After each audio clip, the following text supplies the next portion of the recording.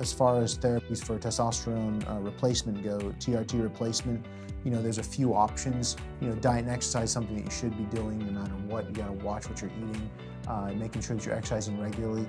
As far as therapies, there are two real main modalities of therapies for testosterone replacement therapy. You got natural supplements that'll kind of naturally boost you up. You got the natural therapies like Clomid, HCG, and then you've also got anabolics.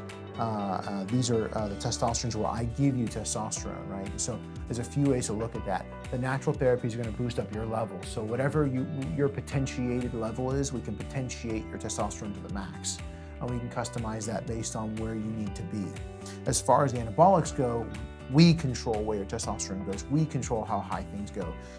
We can also tweak the way you look better with anabolic testosterone. It gives us the ability to give you, as much testosterone as we need. We can also talk about other peptides that we can introduce as well to change, your metabolism, increase your growth hormone levels naturally, and kind of work with you, and also have Chris Ford working with your diet as far as getting things going. What kind of peptides are you talking about?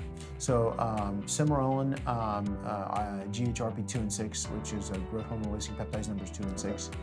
There's also IGFR1 or 1R, 3, and that's just prolonging IGF-1. You're just injecting IGF-1. Sure. Those are the therapies that we have for those sorts of peptide therapies. There are other therapies out there that are just not, through clean sources, so I stay away from those. Sure. Yeah. As far as testosterone goes, there's many different modalities. You've got creams. You got to worry about transferring that over. You've got shots, but then it's a needle. There's a new company that just came out with a subcutaneous shot that's needleless as well. Then there's also, pellets that you put underneath the skin.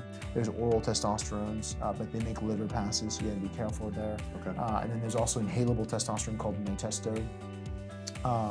But there's many different ways. I'm not a big fan of the patches, but they're still available as well. Sure. You will have to get blood work every 6 months with us, just so we can see kind of where things are. We don't mind if you do the blood work outside, but you need to come back here and review everything to kind of see where you are and to see where your levels come back to. Okay.